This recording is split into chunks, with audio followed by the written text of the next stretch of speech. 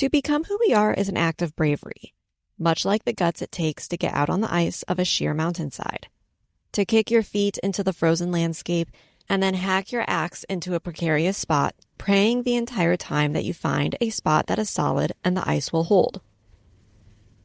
Growing into one's truest self is a daunting and challenging task under the most normal circumstances.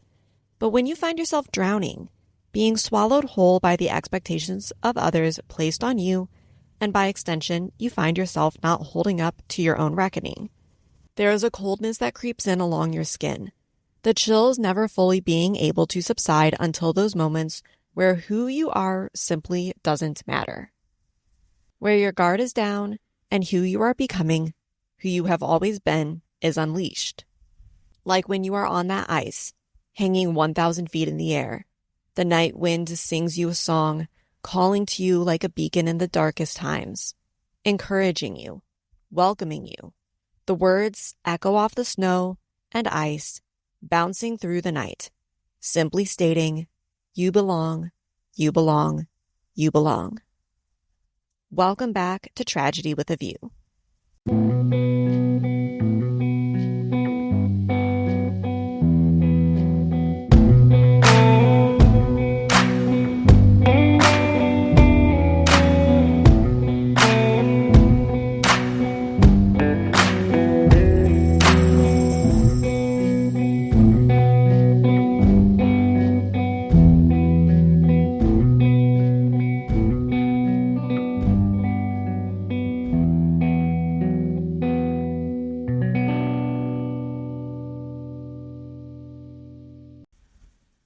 Hello, welcome back. I am your host, Kayla, and we are going to the most talked about place on this podcast, yet again, Alaska.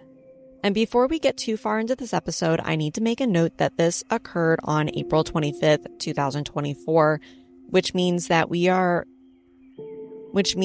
1-year anniversary of this is on Friday. So if you're listening on release day, you got a couple of days, but with that being said, I'm going to do my best to tell the story with as much care and respect as I can, simply because it is still so fresh in the minds of the people who not only were involved in what happened, but also those who are impacted by the people who were involved.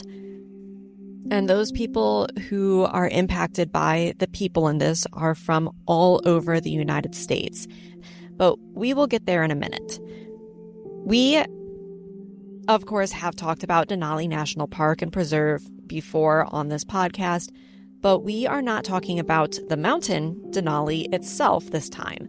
We are going to talk about Mount Johnson, which is a jutting peak in the Ruth Gorge Range, and this area is a prime location for climbers between the months of April and July. Mount Johnson is a 8,460 foot or 2,570 meter mountain that is known for its enormous shaft of snow and ice that seems to split the mountain on the north face.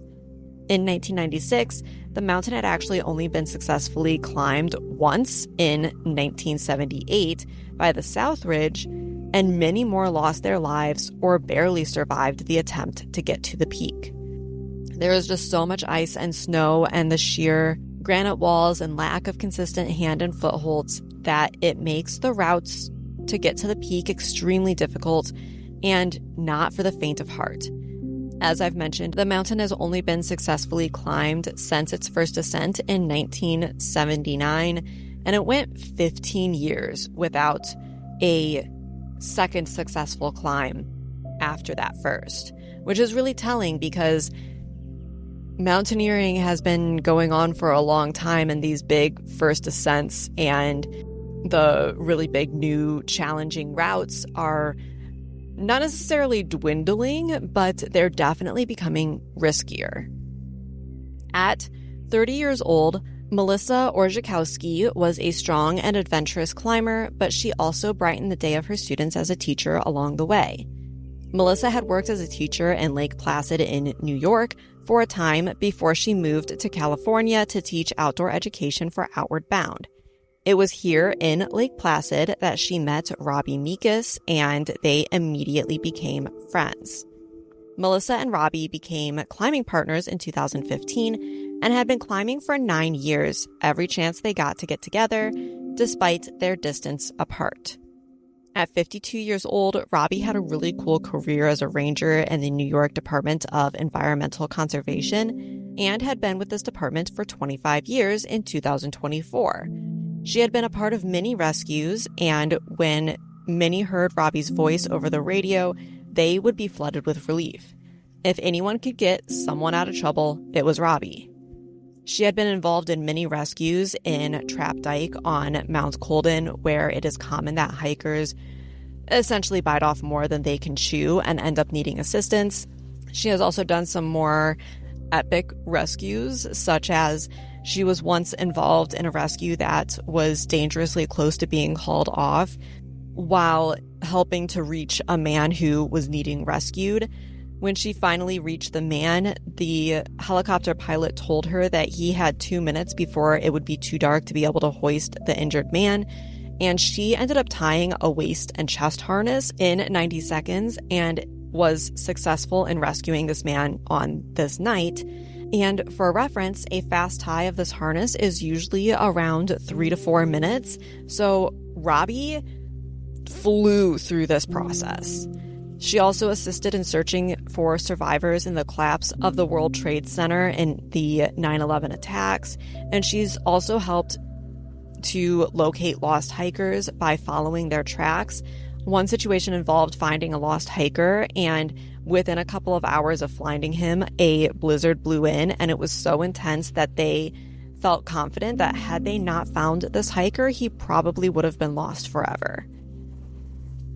Robbi was really good at being calm in stressful situations and seemed to always have a welcoming smile on her face, no matter how grim a situation was. Though that does not mean that she didn't take her job seriously. Besides her work as a ranger, Robbi was a climber and had a family and a daughter. And now I do have to mention that we are going to talk about Robbi here in a little bit because she has some very impactful actions throughout her life, and they simply cannot be ignored. But they aren't pertinent to the adventure that she and Melissa were heading on.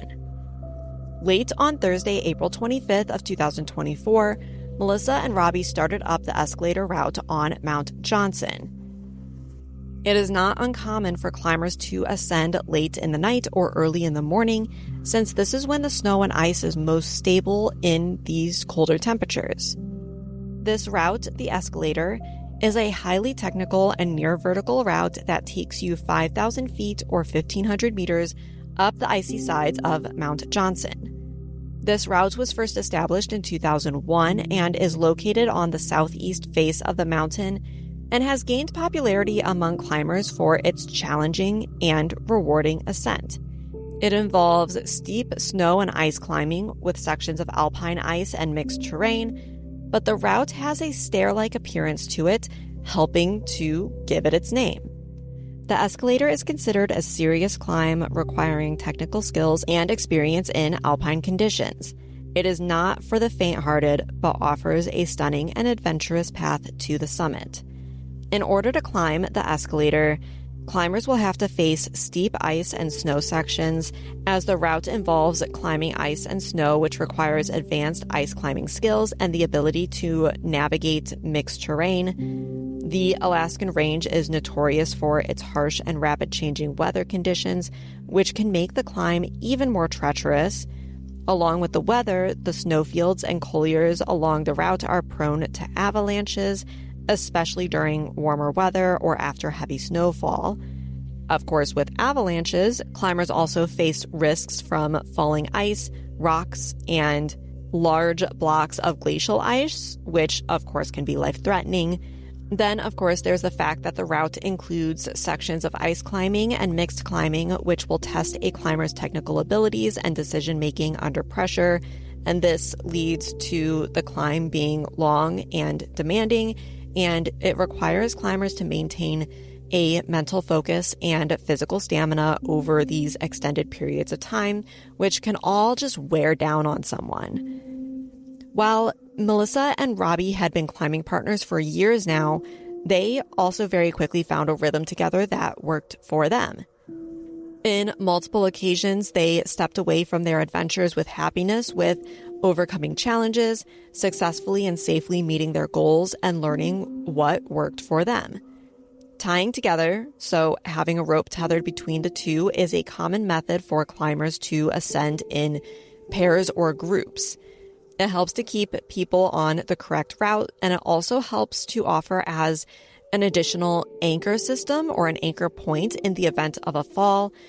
And this really only helps when the rope is also anchored into the wall with screws, or there's some different types of anchors or different methods of building an anchor. And this is depending on the terrain that you're climbing or just personal preference for what they feel is safest or what science has found is safest. And if this rope is not anchored in, or if that anchor fails, when you are tied together, this often means that if one person falls, the other person goes with them. It is hard to know exactly what happened as the two women climbed higher and higher up the escalator, but there is one thing that we know happened without a doubt. At about 10:45 p.m. on April 25th, while 1,000 feet or 300 meters into their climb up the escalator, the ice collapsed. We don't know who was leading the climb, as Melissa has not made a public statement. And side note, I actually reached out to Melissa to see if she would be interested in talking with me and answering a couple of the questions that I had. And she was very kind in what I interpret to be a no, which I'm absolutely going to respect. She doesn't have to talk about it if she doesn't want to.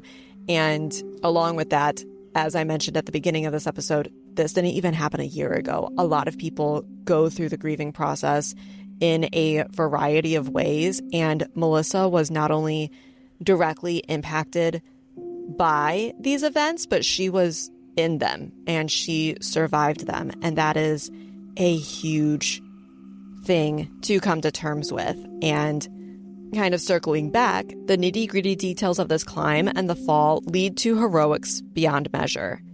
Kevin McGarity and Louis Allen were climbing the same route, and they were watching Melissa and Robbi ascend.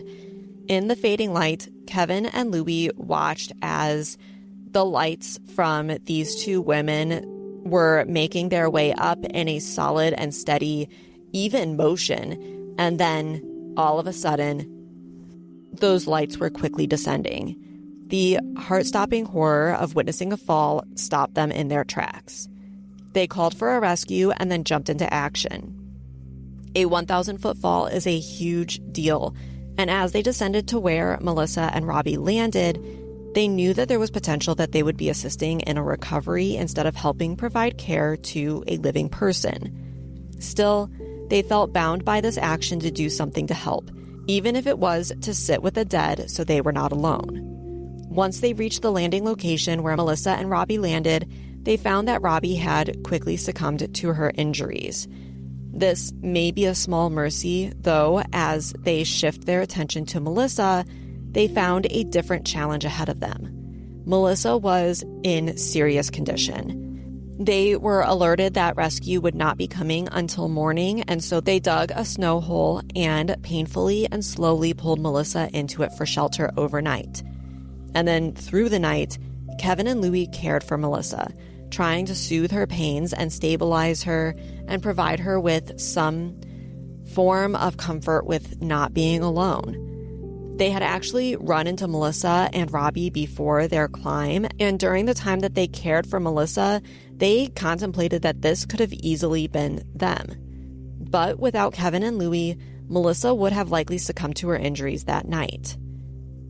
Finally, as the sun peeked over the horizon the next morning, help was on its way. A high-altitude rescue helicopter pilot and 2 rangers were on board a helicopter flying from Talkeetna, which is about 150 miles or 240 kilometers away. Acting quickly, the rangers worked to secure Melissa to a basket and then short-hauled her from the cliffside.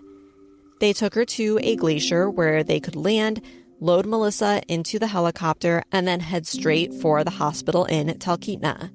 Here, they stabilized Melissa as best as they could, and then they life-flighted her to the Anchorage Hospital, where she was placed in intensive care, or the ICU.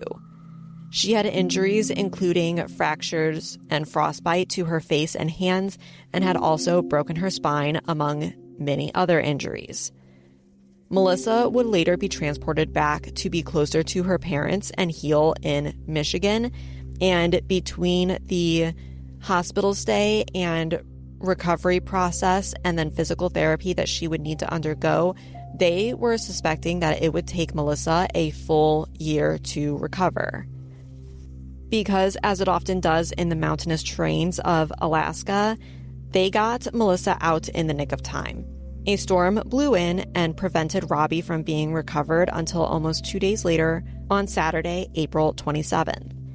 And with her passing, a void has been left in the lives of the hearts of many who knew and loved Robbi. And while we are going to touch on Robbi here, and I say this because I simply cannot encompass an entire person's aura or their life in one episode, but I can certainly try. Robbi, like I mentioned, had a very hands-on approach to life. She went out and lived it, rather than wondered how she could take that first step. And that wasn't on accident.